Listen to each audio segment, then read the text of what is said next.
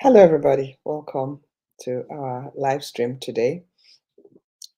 Today's Friday, the 9th of February, and we're going to be talking about fiancé visas. I'll talk to you about fiancé visas, and I'll also answer a couple of questions I received from my other live streams we did. I will answer, I think how I'll go about is to answer a couple questions and then talk to you about fiancé visas. Then I'll answer some more questions that we received. So we received questions from the last live stream we did, and one of the questions was, why did the USCIS have to increase their fees?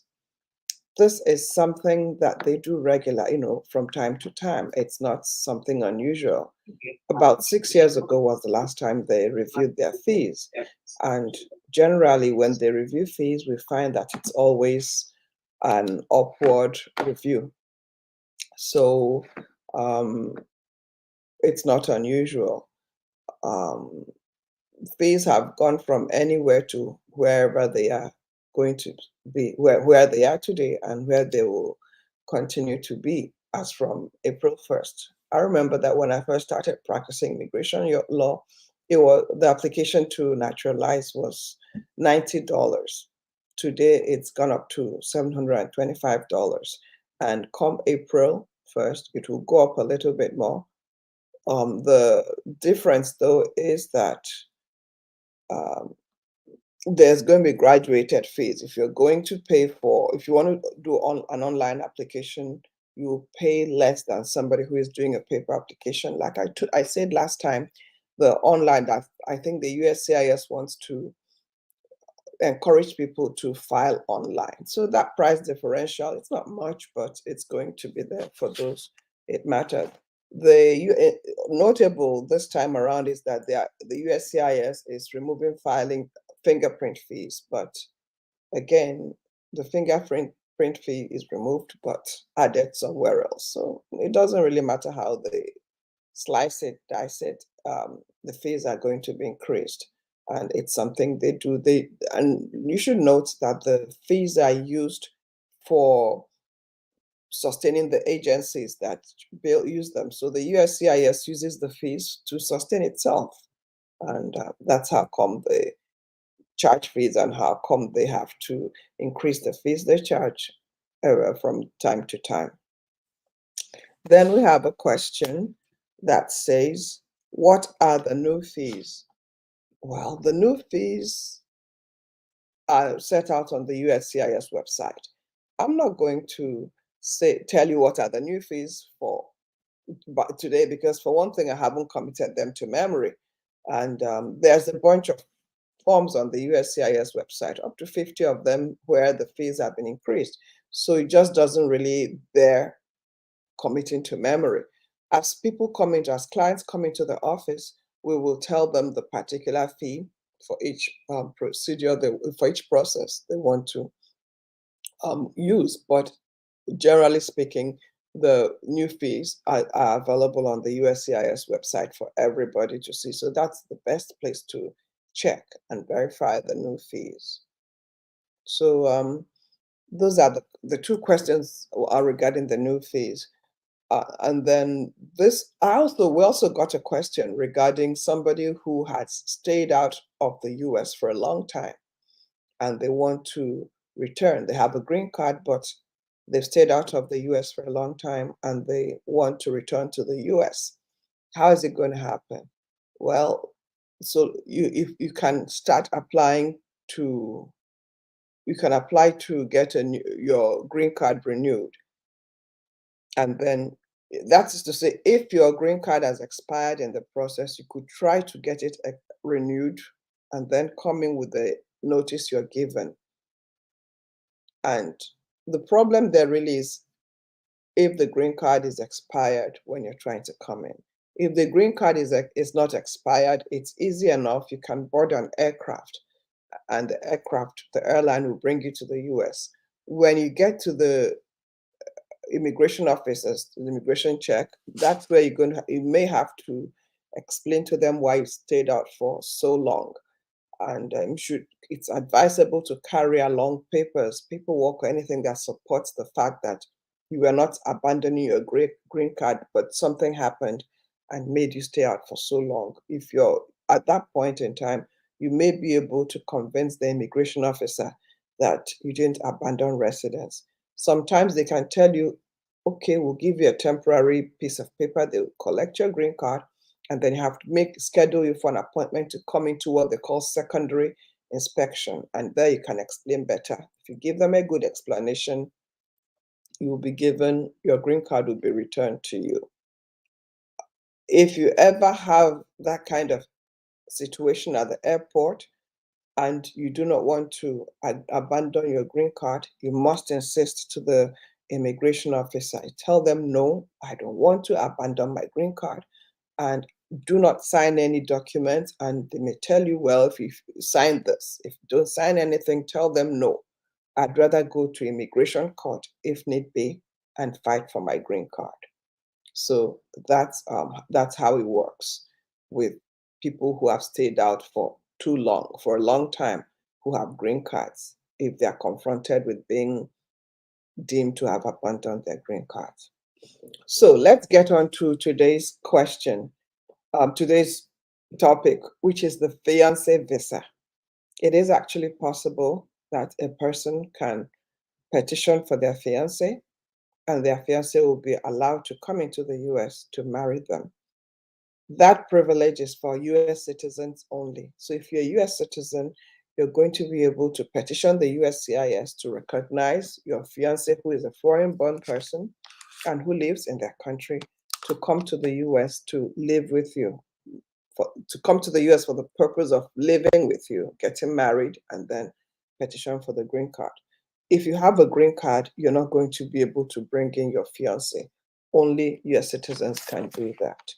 Um, the process starts with the fiance petition being filed, and then when it's approved, the beneficiary, who is a foreign-born person, goes to the US consulate in their country to apply for a K1 visa.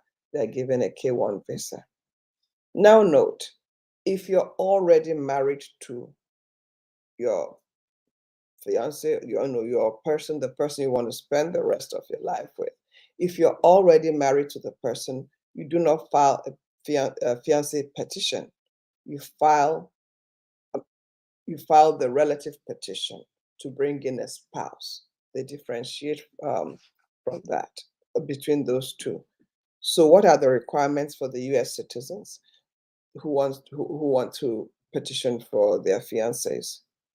One thing is that you should have met your fiance in the past 2 years. In the past 2 years, you should have met your fiance at least once in the past 2 years. And of course, you have to show evidence that you've met your fiance in the past 2 years. You will provide documentation showing how you traveled or how the two of you met, flight tickets, hotel accommodation, your boarding pass is very important too. So you provide those. And you also provide a statement from yourself and your fiance that you people do intend to get married when your fiance comes. So when your fiance is approved for a K1 visa, he or she comes into the US, and you must get married within 90 days. Get married within 90 days, and then she files the application to adjust status, which is the green card. That's the green card application, the actual green card application. And once she goes through the process, a green card will be mailed to your fiance. And also to say, I must say that your fiance, if your fiance is coming and has a child who is under the age of 21, that would be your stepchild. Your fiance can bring her stepchild along with her. There are some disqualifications too for the fiance visa. The fiance visa, the petitioner, that's the US citizen, has to go through, they look at you, and they don't want people who have been convicted of certain crimes, against sexual type crimes against minors. So if you've had that conviction as a US citizen, you are disqualified from petitioning for your fiance. And indeed, even the relative petition, which a US citizen spouse is going to file. If you've had a certain convictions relating to minors, usually of the sexual type nature, you're not going to be able to petition for a fiance. You're disqualified from that. However, you may apply for a waiver if you can show rehabilitation and certain other things. You may be able to get over that and that hurdle and requalify yourself for petitioning for a fiance or even for a wife. Also, there's a numerical limitation on the number of fiance visas you can file. You can file two fiance visas, but once you want to file a third one, you're going to find out you're you're not allowed to do that. But you can also apply for a waiver for that situation. I should also say that it's very important that that marriage between yourself and your fiance happen within 90 days of your fiance entering the US with their K1 visa. If it doesn't happen, then the fiance who came in, the foreign national fiance, um, falls out of status. And indeed, a person who comes into the US with a K1 visa, you're not allowed to marry anybody else but the person who brought you here. Oh, well, I guess you could marry that person, but for that particular entry, you cannot get a green card based on the marriage to another person. So let's say you're a fiance, you get a K1 visa, you come into the US. Instead of marrying Mr. X who petitioned for you, you decide to marry Mr. Y. No problem. You can marry Mr. Y, but Mr. Y cannot petition, you cannot get up your green card based on that entry. You have to leave the US and now go outside and adjust status and obtain your correct documents to come in. It's like saying you have to leave the dance with the person you came with. So I guess that helps the USCIS regulate. Otherwise, this could be easy for people to say they're going to marry one person and then come in and marry another person, and that brings disorder, which is not what the agency is trying to do. So I think that is it for fiance visas in short form. If you have that kind of a situation, want to petition for your fiance, you call us and we'll be able to assist you petition to file that petition, and of course assist your fiance get her with preparing for her K1 visa situation, her visa interview. So that's it. Let's see if we have any more questions. Yes, we have a couple. We have a couple questions, and I'm going to find those questions that just came in.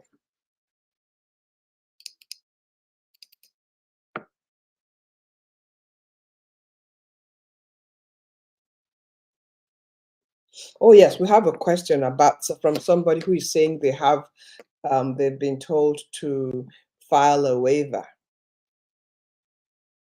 What kind of a waiver? If the person says they went to an interview and they were told to file a waiver because of something they said.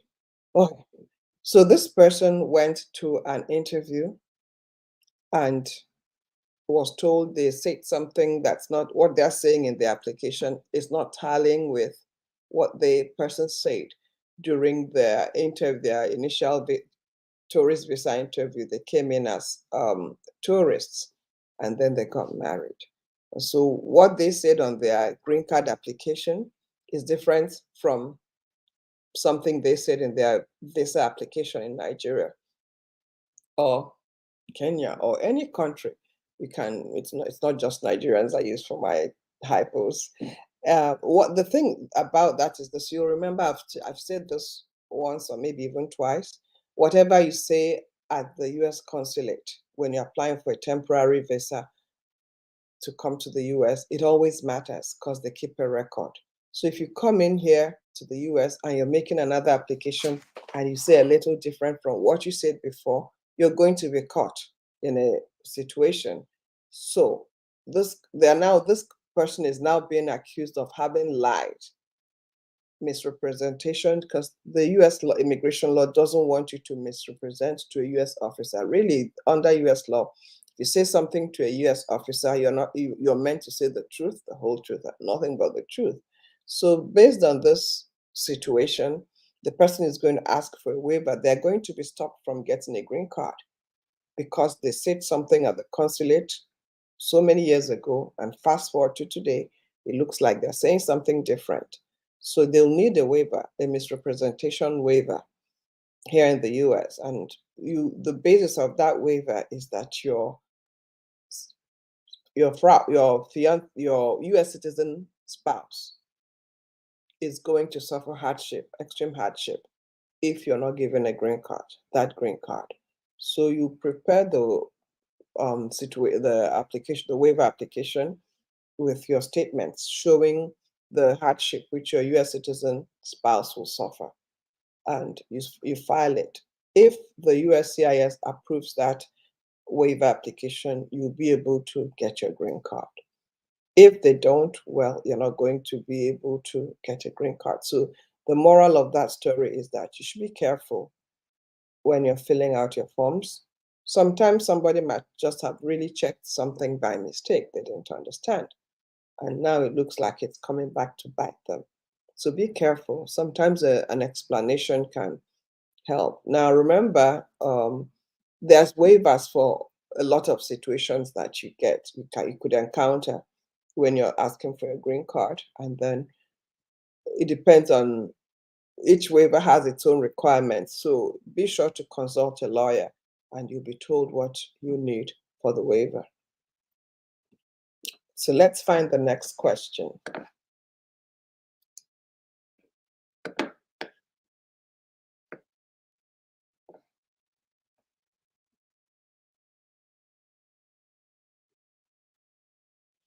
Okay, we have the next question from somebody who says that they are in a situation where their permanent resident husband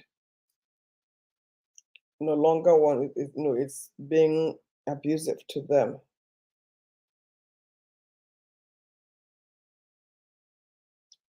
And they want to leave the marriage, but they are worried about their green card, getting their green card.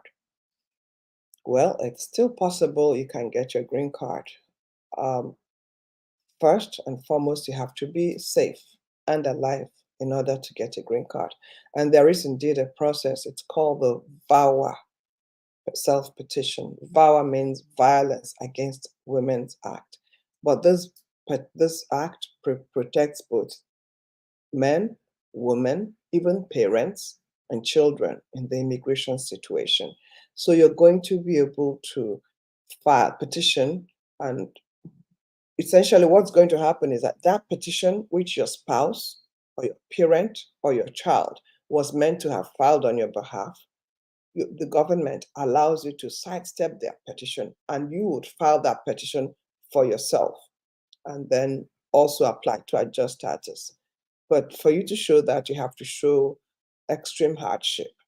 It's not just regular hardship in a marriage. Just because you're having a contentious marriage doesn't mean that you're eligible for VAWA. What you need here is real hard, real abuse that threatens your life, your well-being, whether physical, whether mental. You show that abuse and a couple of other things, and you should be able to file the petition. This one is something that needs its own live stream. So we'll do a live stream on VAWA and the VAWA requirements sometime. But the one thing you should take out of this is that there is help for people who are in an abusive situation with their permanent resident or US citizen spouse, and they can still get their green card regardless. We'll take one more question and then think we'll round up for today.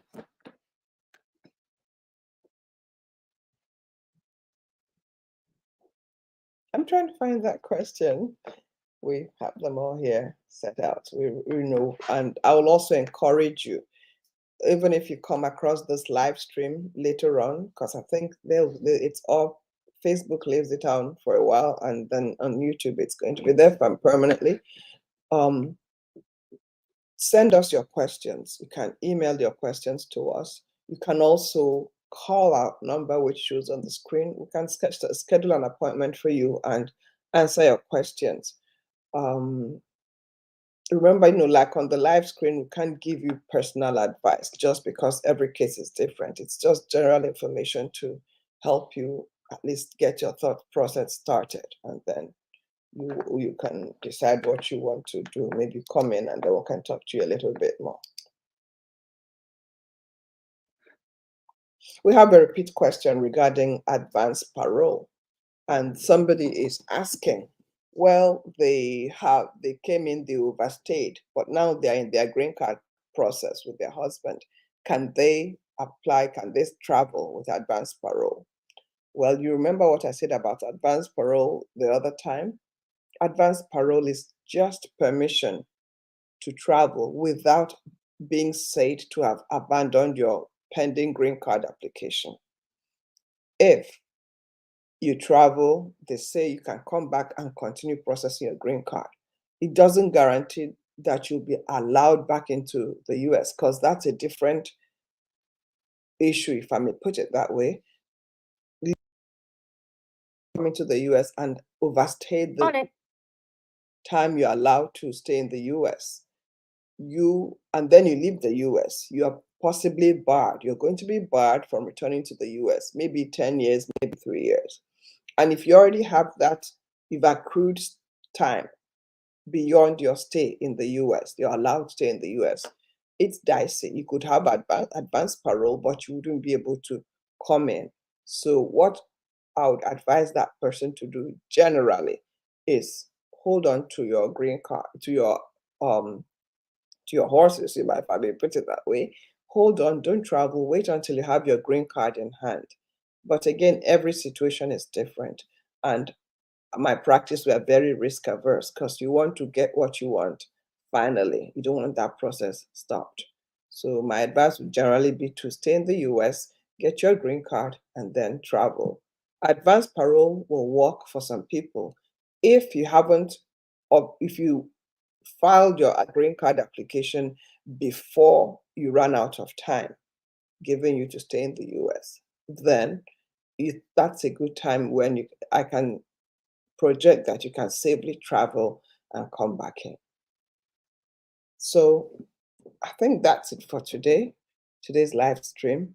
And we'll be having another one next week, scheduled next Friday.